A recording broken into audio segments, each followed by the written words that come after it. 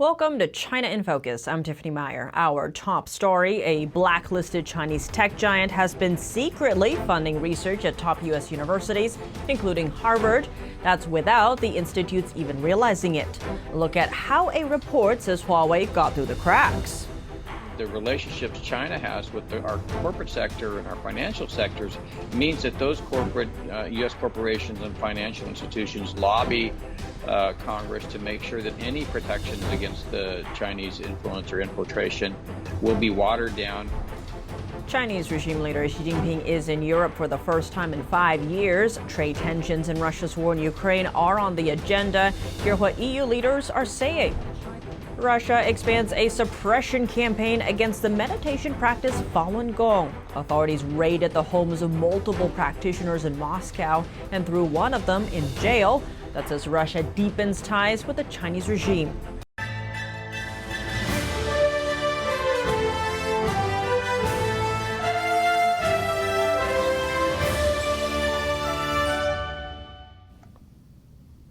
China's efforts to acquire U.S. technology getting harder to detect. That's alongside a $1 million award used as bait to lure U.S. innovation. A new case reveals Chinese tech giant Huawei has been secretly funding researchers at top U.S. schools, including Harvard. That's according to a report from Bloomberg. Some of the schools in question have banned their staff from working with Huawei. That's after Washington said the Chinese company could spy for Beijing. The U.S. then blacklisted the tech giant to cut off its access to U.S. technology. But Beijing has been hunting for loopholes. One way to tap U.S. know-how is through sponsoring research programs at top U.S. universities. Back in 2018, Huawei funded research at over 50 universities. Some of those studies, like those working to develop AI, have military applications. A number of those universities cut ties with Huawei in recent years over fears of losing federal funding. Back to Huawei's funding of top U.S. researchers. Some of them don't even know that they were sponsored by Huawei. That's because the Chinese company took an indirect route. It gave a $1 million grant through a research competition administered by a nonprofit. Called the Optica Foundation, the nonprofit oversees 11 research competitions. All of them listed their financial contributors on the website, except the one sponsored by Huawei. Huawei told Bloomberg that it did not list the company's name to avoid being seen as promotional. The Optica Foundation said some donors prefer to remain anonymous, saying there was nothing unusual about the practice. Applicants and even one of the judges said they did not know about Huawei's involvement until they were contacted by Bloomberg.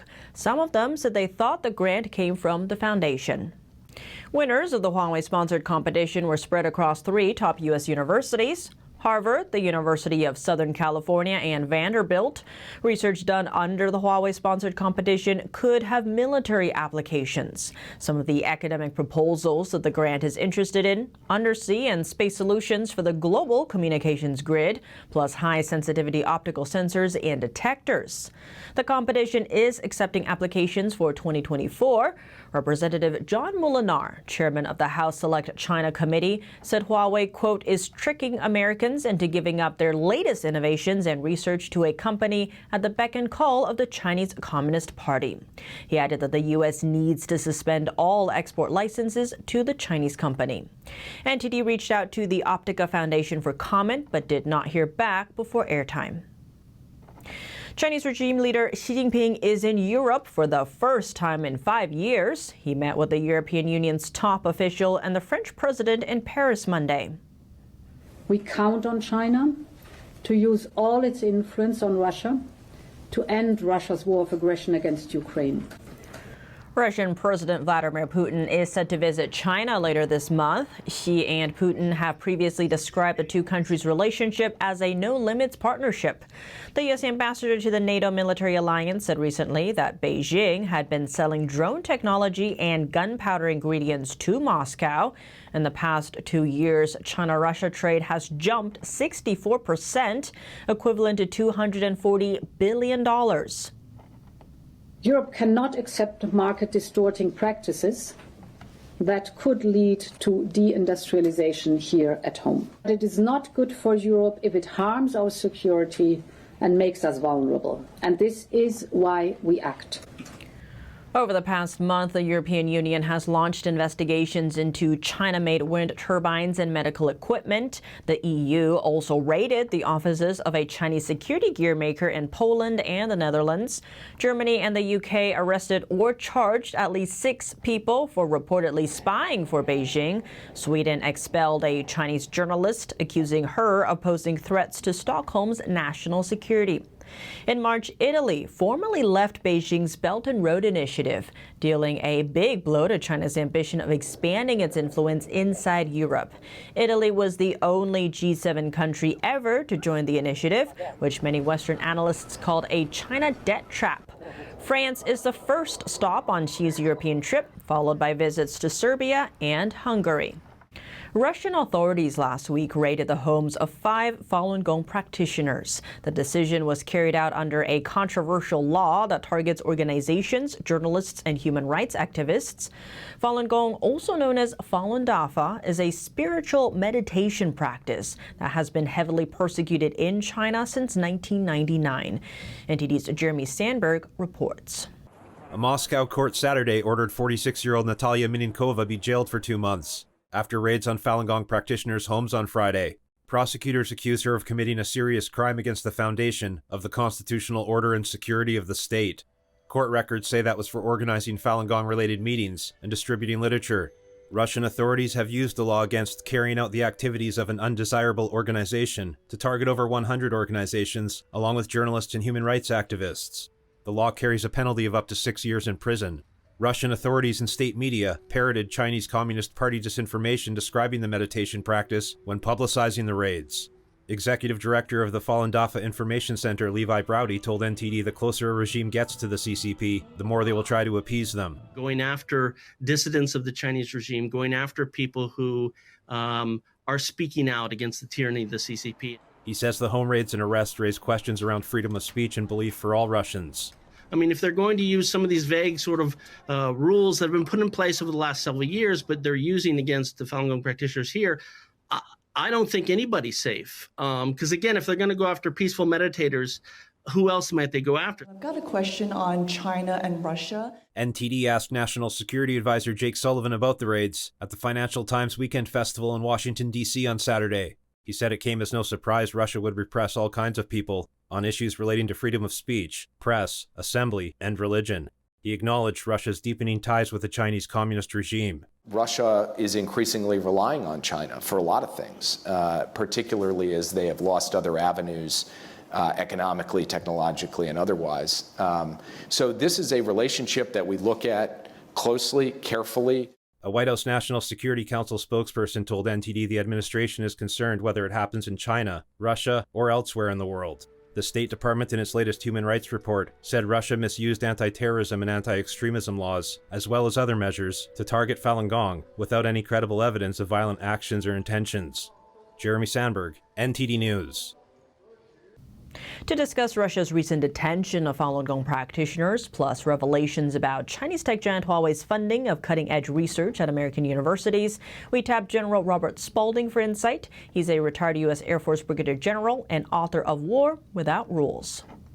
General Spalding, thank you so much for joining us. Great to have you back on the show. Thank you so much. Great to be back.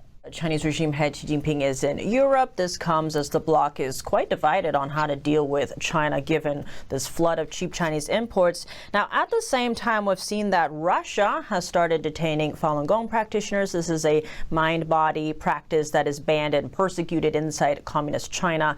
What does this signal in terms of the Russia-China relationship? Again, Russia is a proxy for China. I mean, they are a satellite state, essentially. They don't have an economy to speak of without being connected to China. So they're really reliant on China, particularly for the war in Ukraine. This is a thing that's so frustrating because if it wasn't for this economic lifeline that China brings in terms of resources and the ability to purchase Russian oil, that then they turn into, their own, economic largesse, then Russia would not be, having such an easy time with Ukraine. The tragedy is that we just voted for money for oppose Russia, but then we're allowing China to support Russia. So we are creating, in essence, our own problems in the European theater by allowing China to continue to be a part of the global economy, because basically that just means, okay, this war with Ukraine by Russia is going to continue on because the Chinese are going to continue to support them. And so we have to cut them off. We have to cut the Chinese off. And by cutting the Chinese off, it's going to make the Russians it's going to make it far more difficult for the Russians to execute their war in Ukraine. Now, a report has found that Chinese telecoms giant Huawei has been secretly funding cutting-edge research at American universities, including Harvard. This is through an independent Washington, D.C.-based foundation. Now, what kind of national security concerns does this raise, given that Huawei is on a U.S. blacklist? Well, I've said this for a long time, and this is just one indication. There's a couple of things happening here. One is the Chinese Communist Party is going to try to find every single avenue to work around any protections the United States tries to come up with. In addition, the relationships China has with our corporate sector and our financial sectors means that those corporate U.S. corporations and financial institutions lobby Congress to make sure that any protections against the Chinese influence or infiltration will be watered down, and they will create holes that they can get through. And in this case, Huawei has definitely found a way to continue to get technology from the United States, and they will continue to do so until they're completely cut off. In general, when you say cutting them off, what would that look like, given all the avenues of ways that China can get in right now, especially with lobbying? How would we cut them off? Well, we used to have something called COCOM, which is a coordinating committee on export controls. And what that meant was that not just the United States, but all its allies and partners coordinated in terms of protecting from trade and getting and losing technology to the Soviet Union. So this was put in place during the first Cold War with a whole bunch of other measures that made sure that the Soviet Union could not take advantage of the free world in terms of growing its menacing, stature. Quite concerning indeed. General Spalding, thank you so much for your time. Thank you. The White House spy chief is sending a new warning. China and Russia are working on a joint invasion of Taiwan. Director of U.S. National Intelligence Avril Haines told Congress on Thursday that, quote, "We see China and Russia for the first time exercising together in relation to Taiwan and recognizing that this is a place where China definitely wants Russia to be working with them." She added that Washington sees no reason why they wouldn't. The White House official isn't the only one warning the potential collaboration between Beijing and Moscow. According to Bloomberg, Lieutenant General Jeffrey Cruz said the Pentagon has become more concerned about how the U.S. alliance would combat the China-Russia joint force if conflict erupted. Back to the hearings, Haines added that there seems to be an increasing cooperation in the No Limits partnership between China and Russia, not only on the Taiwan issue. Escalating tensions in international waters. On Saturday, a Chinese fighter jet dropped flares in front of an Australian Navy helicopter above the Yellow Sea. The altercation forced the pilot to quickly steer away. But according to the Australian Defence Minister, Richard Marles, the impact could have been a lot worse. In a statement, he said China's action was unsafe and completely unacceptable. The mid-air incident came as an Australian warship was enforcing United Nations sanctions against North Korea in the waters below. Worth noting, this is the second such confrontation between the two countries in 6 months. In November, Australia reported a Chinese vessel injured some of its Navy divers off of Japan using underwater sonar. Turning now to the space race heating up between the U.S. and China, Beijing launched a lunar probe on Friday as it grapples to speed up its space development to compete with Washington. China's unmanned mission aims to land on the far side of the moon and collect samples. If the mission is successful, China would become the first nation to get samples from the dark side of the moon. Beyond that, scientific instruments from France, Italy, Pakistan, and the European Space Agency are all hitchhiking on China's spacecraft. Part of the drive to explore the moon comes because of the resources found on it. Some experts add that for China, it's also about extending its control into space. Current U.S. law bans NASA from working with China. And the U.S. still leads the lunar race. 3 months ago, a private American company called Intuitive Machines landed on the moon, marking the first U.S. touchdown there in over half a century.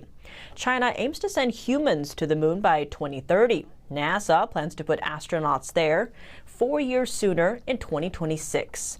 The U.S. became the first country to send humans to the moon back in 1969. That's all for today's China in Focus on YouTube. We're now sharing a shortened version of our program here after being demonetized for 3 years. If you'd like to support us, consider donating. Find us at donorbox.org/China-in-focus or subscribe to our partner platform, Epic TV, where you can watch our full episodes. Just click the link down below. Here's what to look out for in our second half. Coming up, a tragic turn and a deadly challenge. A teen sentenced to 8 years for murdering a 6-year-old boy in Germany. Discover how a TikTok trend was involved. Allegations against TD Bank. A new report reveals its alleged involvement in moving fentanyl profits for Chinese entities, totaling hundreds of millions of dollars. Chinese money laundering organizations have gotten very good at shielding ill-gotten gains. These organizations launder cartel cash quicker and cheaper than competitors, often with a money-back guarantee. And the 8th World Chinese Traditional Martial Arts Competition will soon get underway. We hear one contestant tell his story about how finding martial arts changed his life. More on that after the break here on China in Focus. Thanks for watching China in Focus. I'm Tiffany Meyer. See you tomorrow.